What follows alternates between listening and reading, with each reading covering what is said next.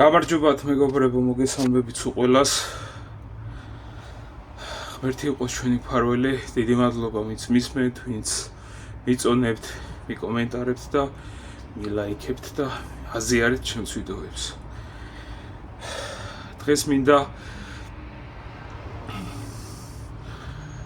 ერთ ასეთ თემას შევეხო, რაც პირდაპირ მასშია დღევანდელ რაობასთან მიმართებაში.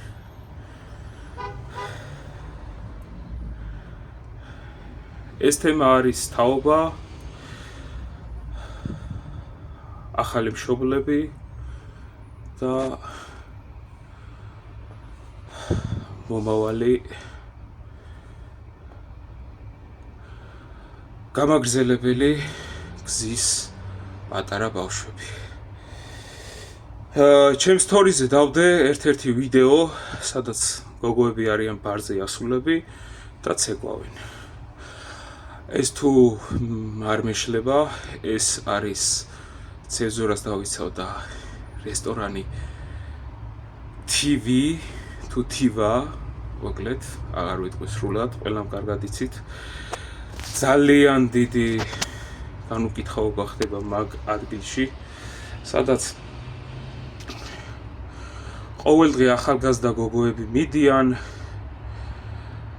სპეციალური ჩაცმულობით და ისეთ ცეკვებს ცეკვავენ, რა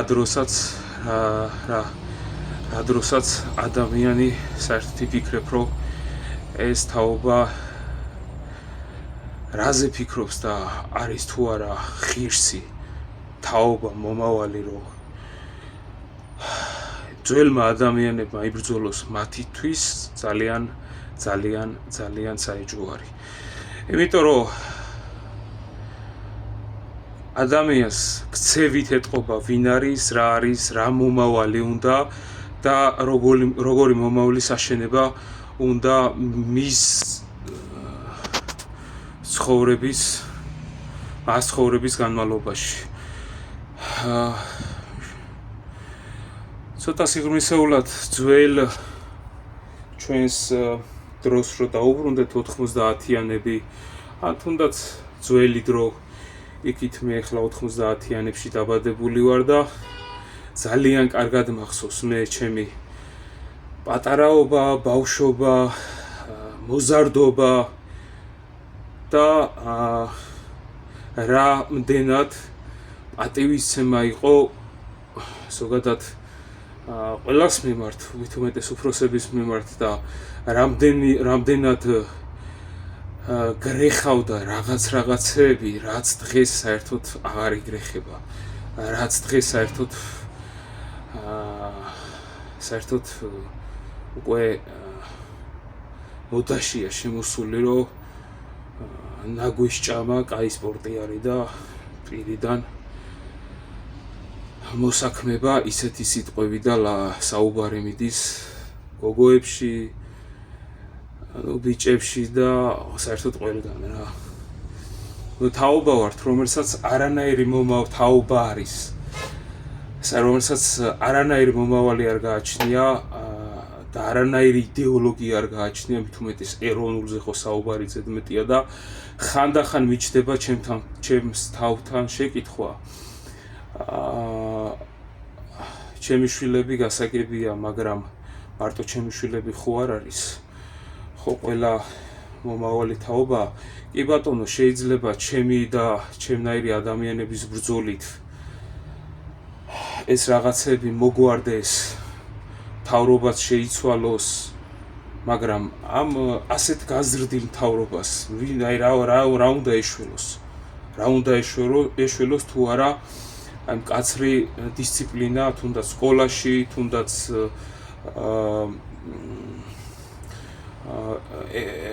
კანონებით და ეროვნულ დონეზე აყვანილი რა. აქ პატარა ხიმუხურობით ვიტყვი და კიმჩენინიზმი თუ არ დაემართა ჩვენ ქვეყანას, ესე ვერაფერი ვერ მოხდება და ცოტა ის კომუნისტური რაღაცა ძველი ავად სახსნებელი ბრწყალებში დღის წესრიგის დამკვიდრება გარკვეული პროცენტით საქართველოში თუ არ მოხდა, დისციპლინა უნდა იყოს უმაღლეს დონეზე. მე ესე მგონია, იმიტომ რომ დღეს მშობლებიც უკვე, ანუ ახალი თაობის მშობლებიც ისე ზრდიან ბავშვებს და ისეთი თავისუფალი გაზრდა აქვთ, რა ყვირილზეა საუბარი, რა სიმკაცრეზეა საუბარი. ბავშვმა შეიძლება შეაფურთხოს მშობელს და იმ მშობელმა ხელიც კი ვეღარ შემოარტყას.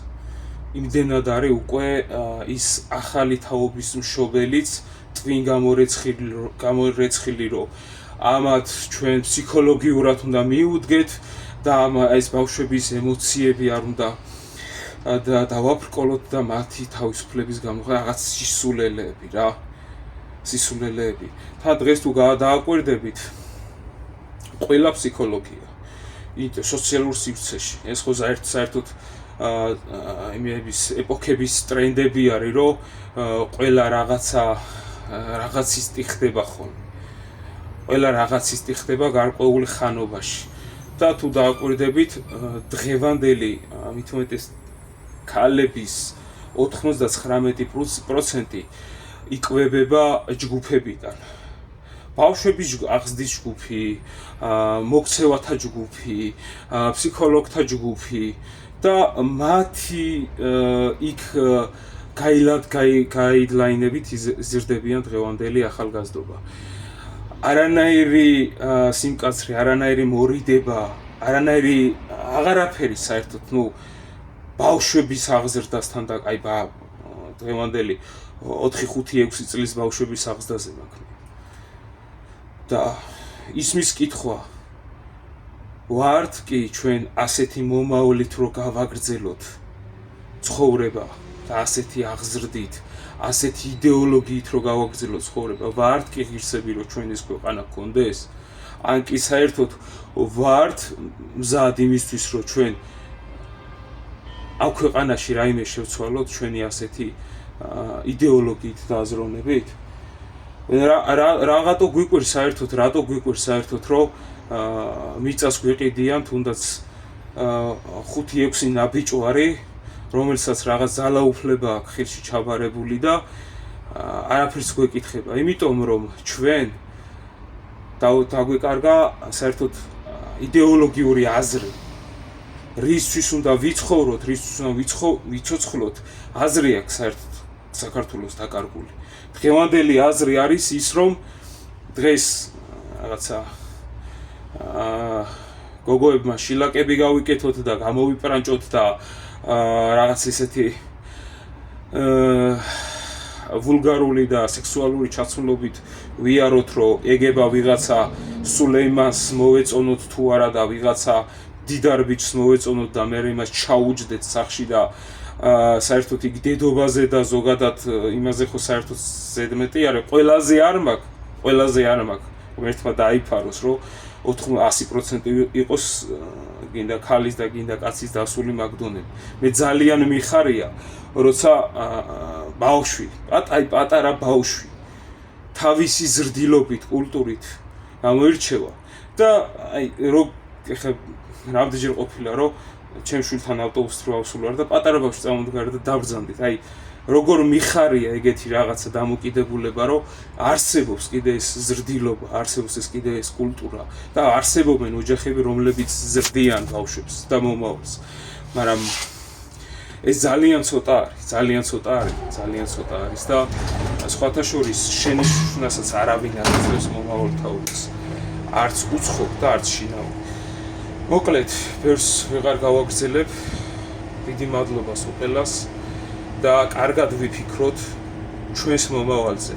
ვართ კი ღირსები, ესეთი რაც თორი დავდე, მასეთი მომავლით და მასეთი პროგრესულობით, რომ საქართველოს განვითარება და საქართველო საერთოდ არსებობდეს. მე მგონი არ ვართ ღირსები და ერთს დავამატებ, ღმერთმა წარღვნა იმიტომ მოახდინა, რომ იმდენად დიდი ცოდვა იყო იქ, რისი უკვე შეცვლაც და უკეთესობისკენ სვლა შეუძლებელია. თაობის შეცვლა. შესაბამისად, ნანგრევებიდან აღმოაცენა ახალი ყვავილები და ვარდები. აბა, კარგად იყავით, დიდი მადლობა.